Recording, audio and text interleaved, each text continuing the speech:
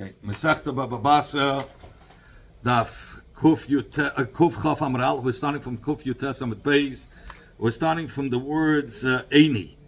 4 lines in the bottom. We learned yesterday that the Bnei Slavchad were tzikanias, and it says Ad Kedei Kach that none of them got married before 40 until they found the right one for them, and they weren't even out of the way because they were allowed to marry out of their shvatim.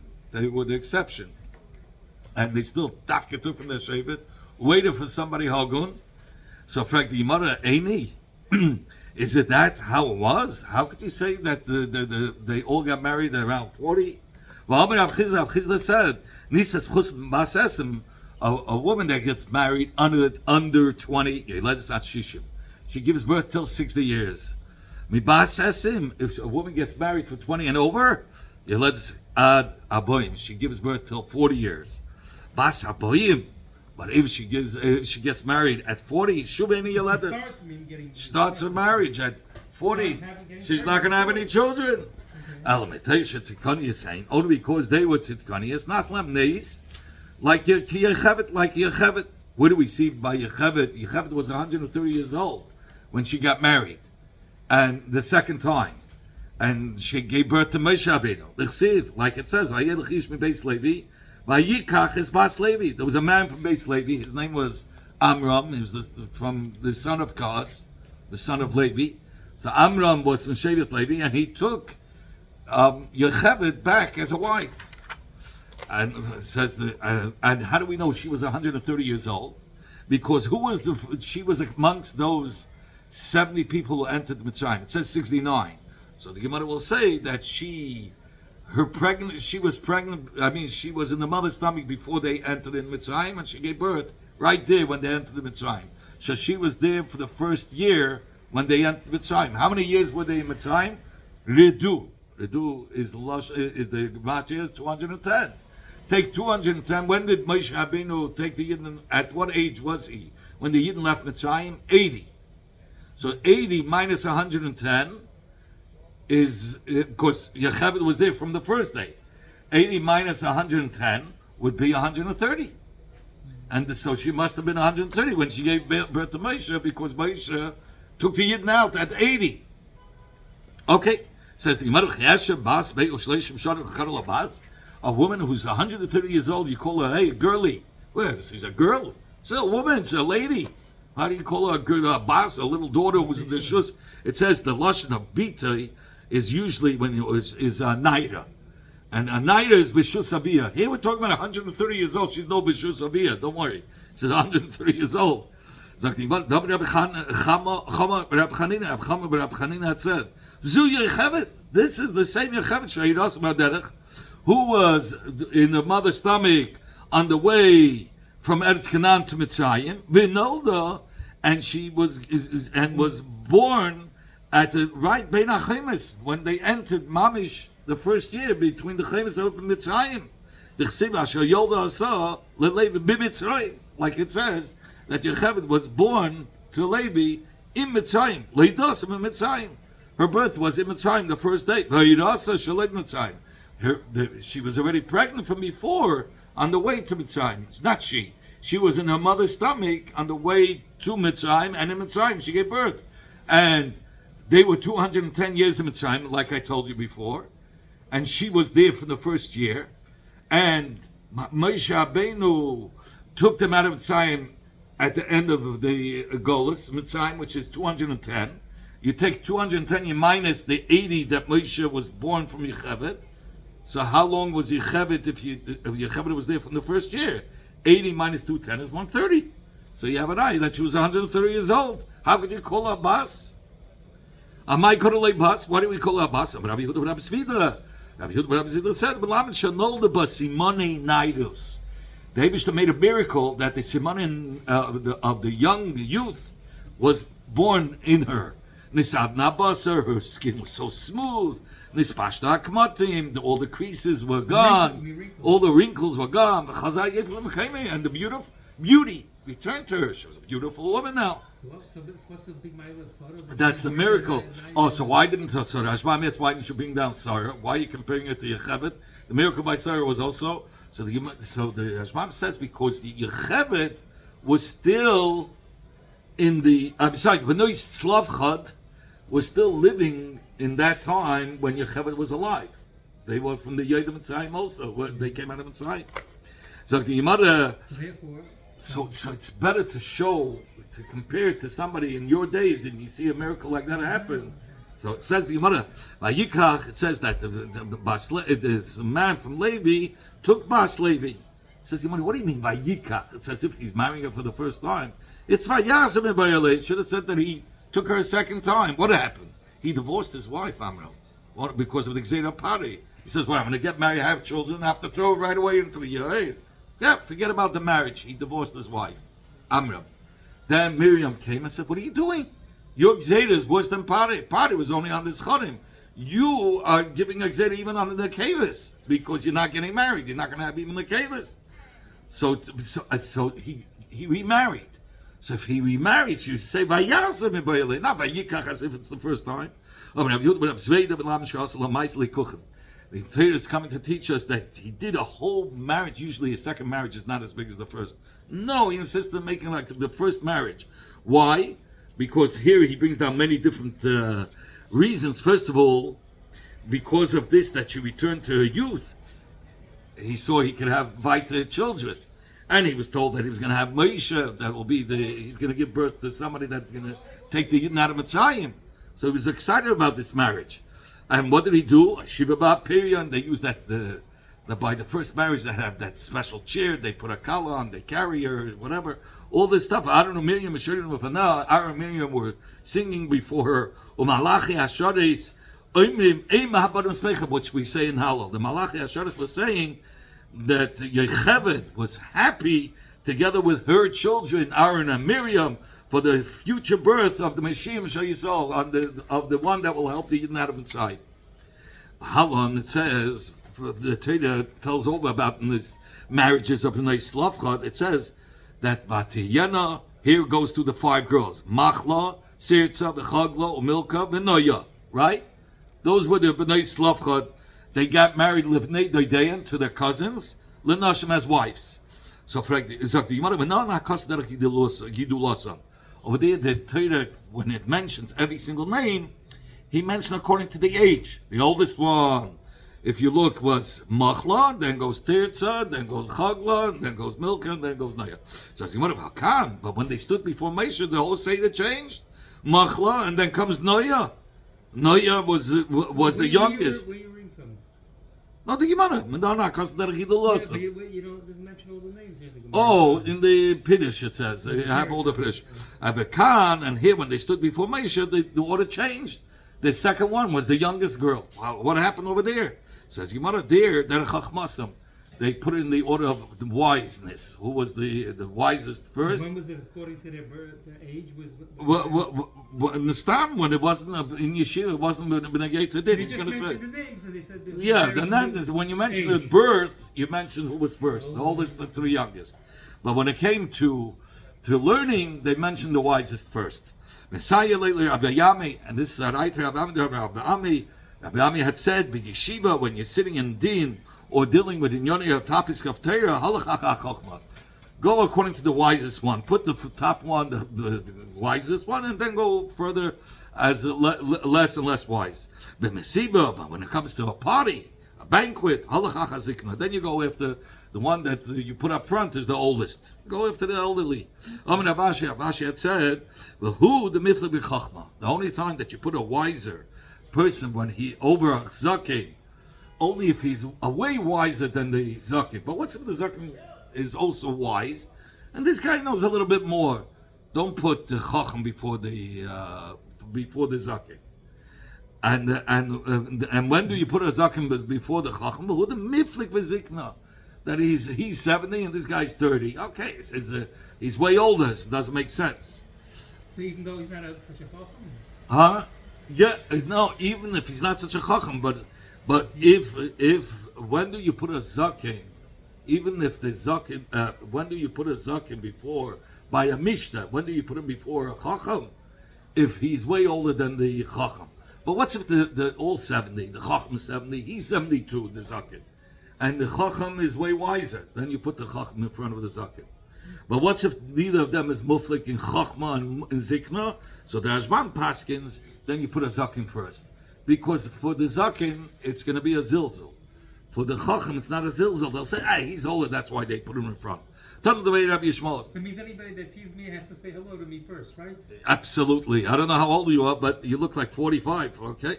Tell them the way Rabbi I Yishmael. know it's like 45. Tell them the way Rabbi Yishmael. We learned in the Braisev from the Beis Medrash of Rabbi Yishmael. B'nai Slavchat, Shkuli Sayu. The B'nai Slavchat were all equal in everything except for years. In wisdom, in tzidkanias, they were all equal. Shenever, like it says, Vatiyana. But speakers, Everything. Livnei Deidei L'Nashim. Because the extra word Vatiyana is extra. He didn't have to say it's because he could have said B'nai Slavchat Livnei Deidei L'Nashim. Why did he have to say B'nai Slavchat Vatiyana? What's that Vatiyana? To tell us that they were equal. I'm going to have Yehuda Mashmul. B'nai Slavchat Hutli Nas L'Chol HaShvatim. The B'nai Slavchat were permitted to marry all the Shvatim. Should never, like it says, that Moshe said in the name of Hashem, La Toy B'Einayim Te'iyana L'Nashim. To whoever is good in their eyes and Hagun and fitting in their eyes, they should be to them as a wife. Ella. So rather, here it comes out they were mutter to get married. La Toy B'Einayim. Says you want to bani Mekayim. How do I explain the hemshch of this pasuk? It says, "Ach lemishpachas mati aviyim tiyadna l'Hashem." It says, "Dafka to they should marry into their shevet," and you're telling me they were mutter to marry other shvatim. It says, "You want this that it says that they should marry into their shvatim." It's a toiva hision hakosav. The Torah gave them a good advice that they shouldn't lose from their shevet the chelik that they inherited and bring it to another shevet. That's why they said marry into the same shevet so that shevet doesn't lose the karka.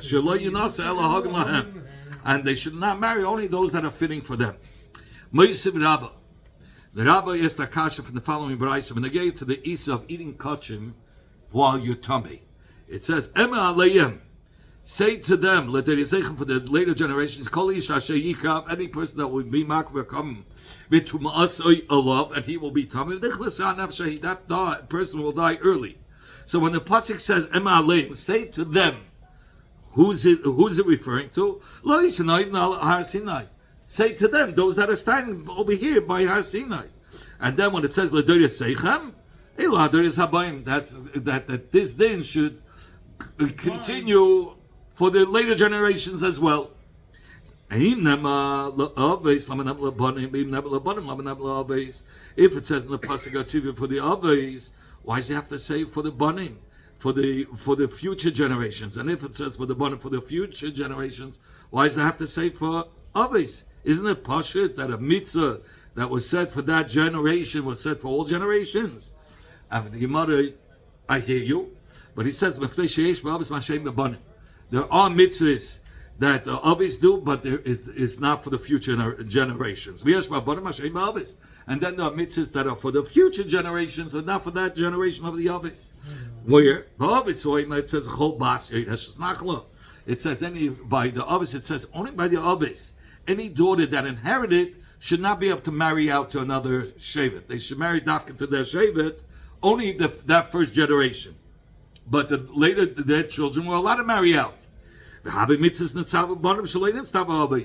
then there are many mitzvahs that were told to the Banim, but not to the Aves, which were when they entered Eretz Yisrael. Those were the Banim. Arla, Kilayim, Chala, Leket, Shikha, Peya, all the other mitzvahs that were dependent on Eretz Yisrael. That was only said for the future generations.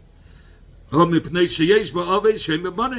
that's, and so he says, there is Ba'avis that's not by Banim. Yesh Ba'anim Masharim Ba'avis.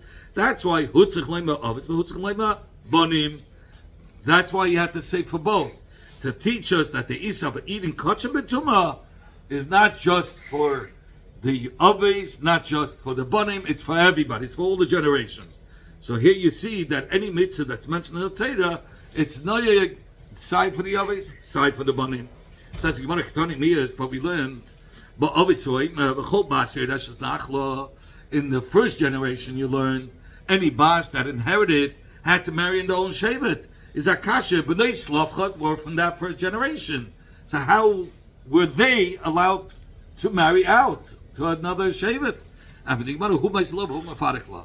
Rabbi Taka asked the question on Shmuel, but he answered himself. Levad, there was an exception, B'nai Slavchad, because the Torah said about the B'nai Slavchad, La toy be'einayam, those that are fitting in your eyes to yenel should be to you l'nashim. So that was an exception that the Torah gave for the B'nai Slavchad. Why? Because the Eibishter was lenient for them, because the Eibishter want to show that it's tzikanius, even though they had the heta to marry into other shvatim. Nevertheless, they married Dafka into their shevet. They did it on their own. On their own volition. That's what the Torah want to show you, the Maila, that they were tzidkanius. Amaman, the Tana said, it says, only by the Avis, Abbas that inherited had to marry into the shevet. But Bebanim, no, Bebanim did not have to marry into the shevet. My mashma, from where do you see that? From where does the Tana see from the pasuk that the mitzvah is only set for the first generation? Amarabba, Amakra, it says in the pasuk, in that same pasuk, Zeh hadava, to teach you, Dava zeh lo yeinoyek elo b'dei zeh bilvad. Only in that generation, and not in the later generations. So wherever it says Zeh hadava, it's a miyut. It's only for that time. Amalei Rabbi Zuti Ravashi, Rabbi Zuti said to Ravashi, Elo bi'ato, if you say Zeh hadava is telling you miyut only here, not others, not other generations. Zeh hadava the shchuti chutz.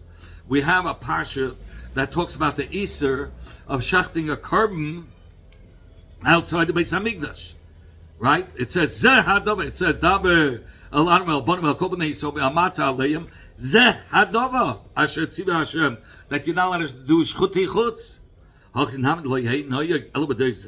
Are you going to say the din of shchuti chutz was only in that generation and not the later generations? So if you want a shiny hosam there, it's different. The Easter of shchuti chutz, the chsiv at the end of the pasha, it says chukas oilam tiyah zeis lahem l'day roisam. So l'day roisam comes to be marba that it's for the later generations as well. So the Gemara Zeh hadava, you're saying Zeh hadava, the Rashi Hamatis, where it talks about Hafaris Nadarim, to be mata aneda, it says Zeh hadava hachinami, the din of Hafaris Nadarim lo yeh noyeg elo b'dei zeh. To be mata aneda was only in that generation, not in the later generations. It says Zeh hadava. Amalei. So he Ravashi answered to Rabbi Zuti, Ahu, that case of Hafaras Nadarim that was noyig l'doires yolav zeh mehasam. He says we learn out the Zeh hadava that's mentioned by Hafaras Nadarim from the Zeh hadava that's mentioned by shchuti chutz. Just like by shchuti chutz, it was l'doiresam for the later generations as well. That's how we know for Hafaras Nadarim as well. In fact, the Gemara Hani Nabi Leilav Zeh Mehasam. Learn out the negeya to the chol bas. The nachla has to any bas yeredish nachla. The chol bas yeredish nachla. Any daughter that inherits a yerusha could only marry into their shevet. Let's learn out that's not only for that generation, for the later generations as well. From the Gzeira Shabbat, from Shchuti Chutz, where it says also Zeh hadava and it says l'dayreisa. Says Gemara, hi, could you compare the two cases? I understand by shchuti chutz you make a gzeir shava, first nadarim a gzeir shava to shchuti chutz, because it's like gzeir shava. You need a gzeir shava for different dinim. There's other dinim involved. So once you're already making a gzeir shava for the other dinim, so ein gzeir shava lemachza. You don't do a gzeir shava in half. So we also learn it's like dayreisa. But here by the isa of a bas who's yereshes to marry into another shevet, there's no other dinim that you learn out. L'may yitzich. For what din did you need the Gzeira Shava for? To learn Zeh hadava To shchuti chutz. No, to shchuti chutz. That's where it says l'reisim. What are you going to learn out from shchuti chutz? Lishte kraminei. Let the Torah not say a word about Zeh hadava. But no, you're dying at the l'reisim. And I would know, like all the other mitzvahs where it doesn't say Zeh hadava, it means for the later generations. Why would I need it? Just to make a gzeir shav in the Veltarain. Don't say Zeh hadava like all the mitzvahs, which is for the future generations. From this that it says Zeh hadava, it's obviously being memayit. That dafka that generation had the isur of marrying into another shevet, but not the future generations. So my gzeir shav. What was the din that you claim that we learned from, we needed had to make a Gzeir Shava from Afaras Nedarim to Shchuti Chutz, aside that it's not just this generation, but it's later. You said there were other dinim. What other dinim? The Tanya that we learned in the Braisa, it says, Namakan, it says by Afaras Nedarim, Zahadava, and Nebla Halan Zahadava. And it says by Shchuti Chutz, Zahadava. Malahala, just like by Shchuti Chutz, the words that are mentioned by Shchuti Chutz, it says, Aaron, Uvana, V'chol Yisrael, right? Afkan, so too by Afaras Nedarim, it's as if it's written Aaron, Uvana, V'chol Yisrael. Umakan b'Roshei Mates, Umakan, and just like over here by Afaras Nedarim, it says Roshei Mates, right? Aflahalan Roshei Mahamates. It says also there by Shchuti Chutz Roshei Hamates. So b'Poel Mamish, what does that mean? Amama Malahalan Aaron Uvana, V'chol Yisrael. Afkan Aaron Uvana, V'chol Yisrael. My Hilchasa, what halacha are you learning from this? That you say, oh, just like by Shchuti Chutz it says Aaron Uvana, V'chol Yisrael, so too by Afaras Nedarim. What halacha do you learn out from that?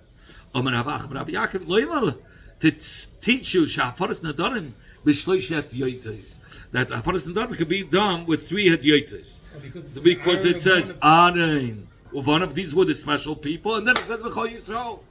So it comes to tell you V'chol Yisrael that Chol Yisrael has a din like Aaron and Ubanov. You can have 3 hadyotes. Which the sons? Elazar, Pinchas, Elazar Yisama. Anyway, so he says, but how could you say you could have 3 simple people from the word Chol Yisrael and you compare them to Aaron and Elazar? But it says Befedesh by Afaras Nedarim Roshei Matos. So he says Kidam Rav Chizda Rav Yechon. What does that teach us? Yeah, Roshei Matos. It has to be like Aaron. Oh, Kidam Rav Chizda Rav Yechon b'Yochid Mumcha. If you're not going to have 3, you could do Afaras Nedarim with a Yochid. That's by Afaras Nedarim. By even by Dinim Mamanis, if you have 2, it's called a Bezdin Chotzuf. But yeah. So here he says Sayochid Mumcha. For Yochid Mumcha, if you're going to have one to be Mata the Neder, Hochanami be Yochid Mumcha. So to here by Afaras Nedarim, if you want to use a Yochid to be Mata the Neder, is a Yochid Mumcha. Uma Kam b'Roshei Matas, Havlahanim b'Roshei Matas. And just like by Afaras Nedarim is b'Roshei Matas, so too by Shchuti Chutz is b'Roshei Matas. You want to my heels up? What halacha are we learning out from Afaras Nedarim for Shchuti Chutz about Roshei Mates? Says Rav Sheshes Loima to teach you sheyesh she'ela behegdish, that if somebody was makdish something, right? Okay, that if somebody was makdish something and he took it outside or he ate it while it was tamei, so then you could be mated and be okay milchatchila. You just ask him, what if did you know what the ramifications are? When he made it hegdish. When he made it hegdish, so the chacham comes to him and says, "Did you know what the ramifications would be?" If he says no, he could be okay this whole behema that it was never considered hegdish, and therefore, if it was shchutei chutz, it's not. He's not going to be chayiv. If it was shechten outside the Beis Hamikdash, he's not going to be chayiv kares. So according to Beis Shammai, there's no sheilah behekdesh. The time that is done, right? once once he made it hekdesh, there's no way out. And he gives the example here that there's a machlokes in the Mishnah Nozeh. What was the case? That the Magdash says if the shayr that comes out of the first shayr that comes out of my house is black, that's the one that's going to be hekdesh. And the first shayr that came out was white. Beis Shammai says it's still hekdesh. He meant because he said the first shayr. His first words were the first shayr that comes out of my house. Automatically it comes out, even though it wasn't shachar, it was like a mistake. It's still going to be hekdesh. So at the beginning, right at the beginning, Beis Shammai says, I don't care. It didn't work out for him that it was black. It's still going to remain hekdesh. How much more so? Something that the mamish made hekdesh normally at the beginning, and now a chacham wants to come with chachmas and be matir. That's for sure not. So Beis Shammai says, Beis Shammai hekdesh toes hekdesh. Beis Shammai says for sure hekdesh toes is hekdesh. Beis Hillel ain't hekdesh. Beis Hillel says no, it's not going to be hekdesh. If he said the first black shayr will come out, then I'll be makdash it. But if it was white, Beis Hillel says it's not hekdesh, and he says you could be mateh hekdesh. Is somebody- that with the typhus Lashon Rishon or Lashon I don't think he talks about Lashon Rishon and Lashon Achron there. He says since he said the first one, that's it. Says, well, I hear what you're saying. I don't know if I didn't see the Gemara there. Says the Gemara, Hi zeh v'zeh my avdalei. So according to Beis Shammai, that we're not learning out that a chacham could be matir the hegdish to make it ois shchuti chutz. So he's not doing the Gzeir Shava. So what does he do? What does he dashen with the Zeh and the Zeh? So he says, Zeh hadav the Shchuti Chutz, he dashen mibayalei, he needs it to tell us only Allah shoichet. If somebody shechts outside the Azara who chayiv, then he's chayiv kares. But ve'ena chayiv ala moilek. Malika is that he did it with the nail. And he cut the oifis, they would break the neck from the back. So in such a case, you're not going to be chayiv for Malika b'chutz. Zeh hadav the Rashi Hamad. Did you made the Malika out in the chutz? B'chutz, yeah. So if he did Malika, even though, right, and then he was makiv in the Azara, he's not going to be chayiv for doing Malika outside the Azara. Only if he shechted outside the Azara. And Zeh hadav the Rashi Hamates. What does he do with the Zeh hadav that says by Hafaris Nadarim? He needs it lechacham mater ve'ein bal mater, bal mefer ve'ein chacham mefer. He tells you that there's a din that a chacham. It says who ain't a yachel, who ain't a yachel, but a chenim could take off the neder. That's referring to a chacham. So he has to use the lashon haTorah. If he used the lashon haTorah that a baal uses for his wife, it's not a haTorah. If the baal was made with the lashon haTorah, it's not going to be a haTorah for the wife. By a baal, what's the difference between haTorah and haTorah? haTorah has to have a reason. He has to ask him. He has to use a loophole. He says, if you would have known the ramifications, would you have made it hagdish? He says, no, okay, that's haTorah. By a isha, it works like this. The moment he hears her making a neder, he can be babatal a neder without any reasoning behind it. That's called hafara, and it has to be that day. If it's a day later, he can't be made for it. So there's a major difference between hafara and haTorah, and therefore the lashonos that have to be used is by a chacham he has to use the lashon haTorah, and by a baal it has to be hafara. And if they switch around, they use the lashonos. That's what we learn from Zeh hadav. If he uses a different lashon, that if the chacham uses the lashon instead of haTorah hafara, it's not going to be the neder is not going to be mutar. And the same thing, if the baal instead of hafara is going to use lashon haTorah, it's not going to be mutar. Says Gemara, Beis Shammai the leslu gzeir shava. According to Beis Shammai, it doesn't hold of gzeir shava. Hafaras nedarim b'shleish hadyotis v'nolu.